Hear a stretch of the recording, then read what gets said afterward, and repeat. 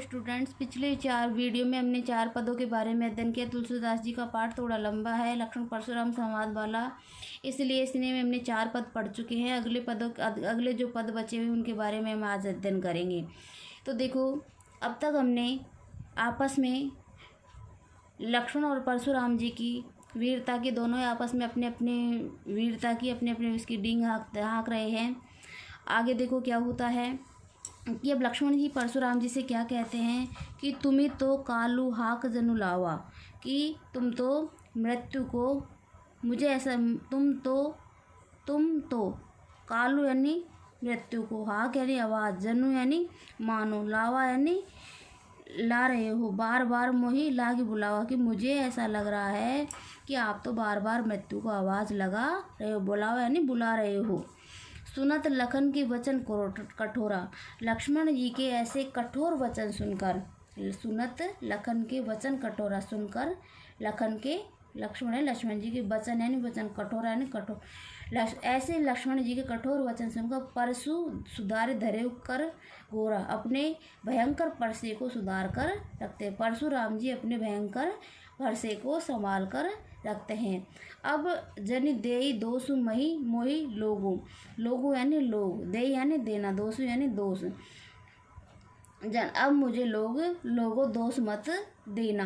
कटुवादी बालक वध जोगो, कि यह कटु वचन बोलने वाला बालक वध के योग्य, वध जोग यानी वध के योग्य हो गया है। बाल बिलोक बहुत में बाचा, कि बालक समझकर, बाल यानी बालक, बिलोक यानी देखकर, मैंने बालक समझकर बहुत बार इसे छोड़ दिया, बाचा यानी छोड़ दिया। अब यह मारन भा साचा, अब यह मारने के योग्य हो गया है, अब यह मारने के लायक हो गया है। कौशिक कहा क्षमो अपराधी, अब कौशिक विश्वामित्र के लिए आए, मैंने पहले भी बताया था। यह सुनकर विश्वामित्र ने परशुराम जी से कहा कि क्षमो अपराध बाल दोष गुनई न साधो, कि हे परशुराम जी से क्षमा, इसके अपराधों को क्षमा कर दीजिए, क्योंकि बाल दोष गुण गुनई न साधु, की जो साधु होते हैं वो बालकों के गुण और दोषों को नहीं गिनते अर्थात उन पे ध्यान नहीं देते हैं। खर कुठारों में अकुरन को ही, कि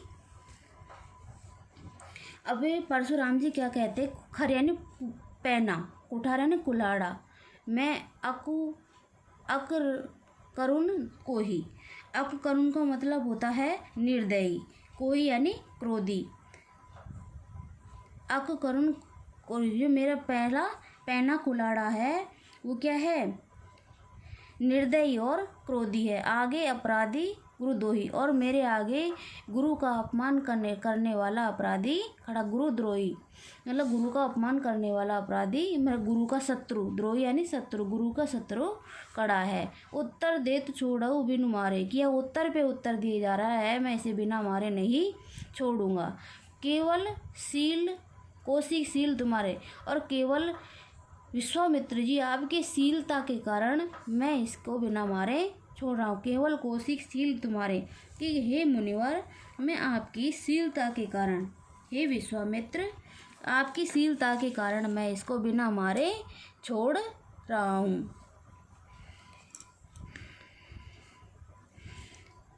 नैते ही काटी कुठार, नहीं तो मैं इसे कठोर कुल्हाड़े से काट कर, नहीं तो इसे कठोर कुल्हाड़े से काटकर गुरे ही उऋण होते ही श्रम थोड़े, कि थोड़े ही श्रम में गुरु के ऋण से उऋण यानी ऋण, उऋण होना मतलब उतार देना, थोड़े ही श्रम में मैं अपने गुरु के ऋण से उऋण, क्योंकि गुरु का अपमान किया था ना शिव धनुष को तोड़कर, तो मैं थोड़े ही श्रम में आपके गुरु के ऋण से उऋण हो जाता है।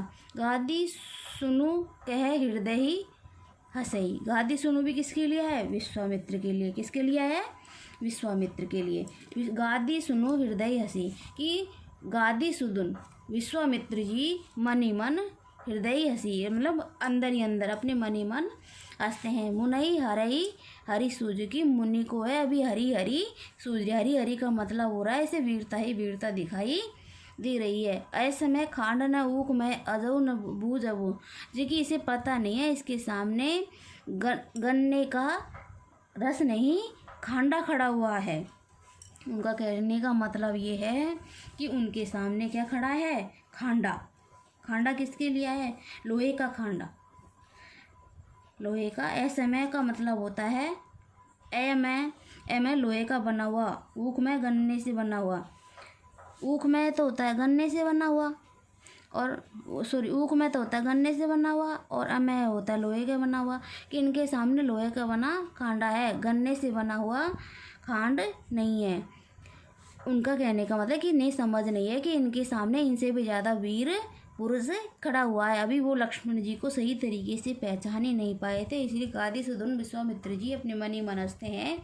मुनि भी इनको कोई सामान्य मनुष्य समझ रहे। इन्हें पता नहीं कि ये कोई सामान्य मनुष्य नहीं है, लोहे के समान कठोर है, इनसे भी ज़्यादा अधिक शक्तिशाली है। इनकी अब इन्हें समझ नहीं है।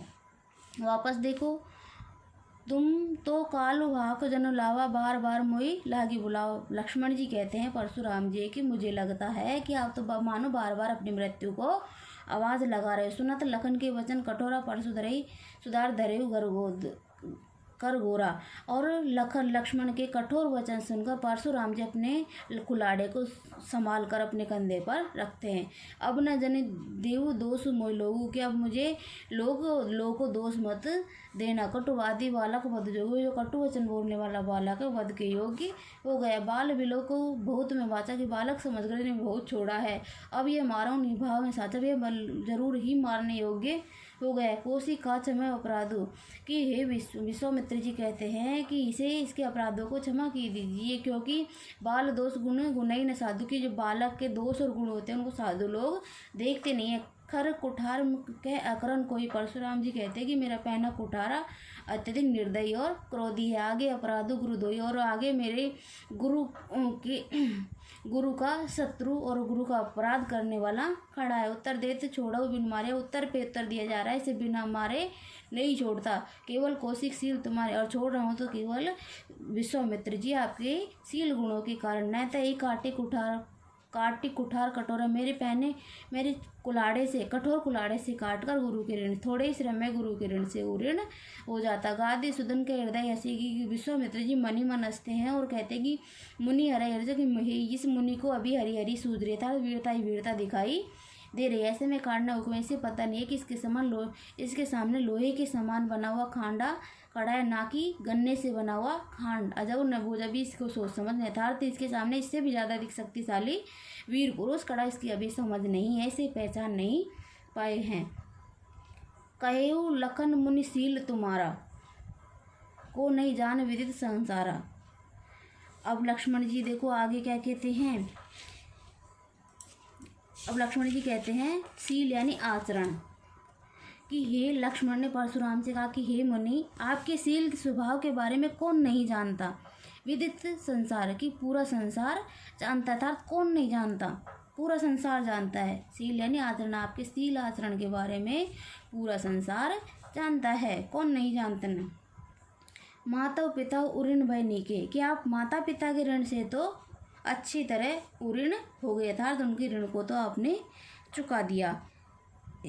गुरु ऋण कहा सोचो बढ़ जी के, लेकिन अभी गुरु का ऋण आपके ऊपर शेष बचा है। गुरु ऋण कहा सोचो बढ़ जी के, कि गुरु ऋण ऋण किसके लिए? ऋण वो एक ये ऋण होता है, ऋण उधार लेना।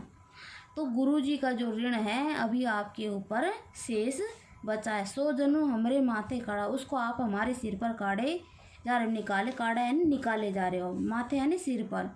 दिन चली गए ब्याज बढ़ बाड़ा, और दिन चले गए और उसका ब्याज बढ़ता, क्योंकि ब्याज तो दिनों दिन बढ़ता जाता है, तो दिन जा रहे हैं यूँ इसका ब्याज बढ़ता जा रहा है। अन आनई व्यवहारिया बोली, व्यवहारिया होता है हिसाब किताब करने वाला। कौन होता है? हिसाब किताब करने वाला। जो व्यवहारिया होता है ना, हिसाब किताब करने वाला, हमारे जो दुकान के हिसाब किताब रखते हैं उसको बोलते हैं व्यवहारिया। तो हिसाब किताब करने वाला। अब आने व्यवहार बुलाए कि अब आप हिसाब किताब करने वाले को बुला लीजिए। तुरंत देव में थैली खोलेगी, तुरंत में थैली खोलकर पूरा ऋण चुका दूंगा। सुनी कटु वचन कुठार सुधारा। सुनी कटु वचन, लक्ष्मण के कटु वचन सुनकर परशुराम जी ने फिर अपना कुलाड़ा संभाल लिया। हाय हाय सब सभा पुकारा। तो वहाँ जो सभा बैठी हुई थी उस पूरी हाय हाय कर कर पुकारने लग गई कि अनर्थ की आशंका से पूरी से जो सभा थी वो हाय हाय करके पुकारने लगी। भृगुवर परशु दिखाओ मोई। अब लक्ष्मण जी क्या कहते हैं कि हे भृगुवर परशुराम जी, आप मुझे अपना फरसा दिखा रहे हो। भृगुवर परशु दिखाओ मोई, कि आप मुझे अपना फरसा दिखा रहे हो।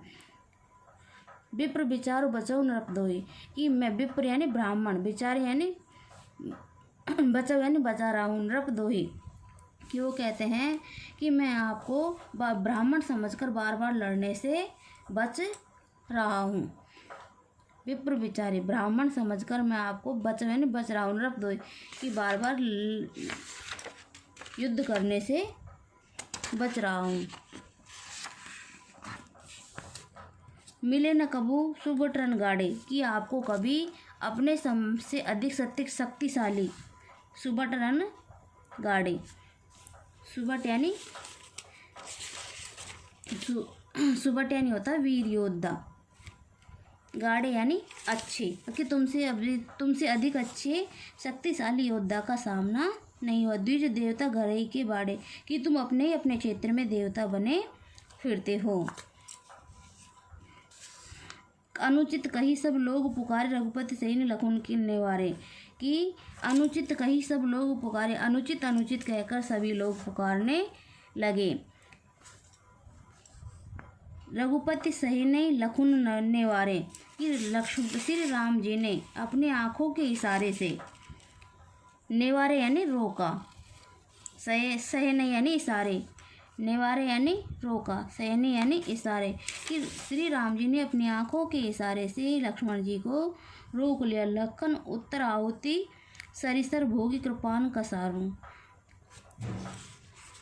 कसानु का मतलब होता है, प्रसानु का मतलब होता है आग, कि जो लक्ष्मण जी के वचन थे वो आहुति में आग के समान काम कर रहे थे, क्रोध को भड़काने वाले लग रहे थे। कोप यानी क्रोध को। बढ़त देख जल सम वचन बोले रघुकुल समानु, और जो श्री राम जी के जल के समान शीतल वचन बोलकर पूरा सभा को शांत।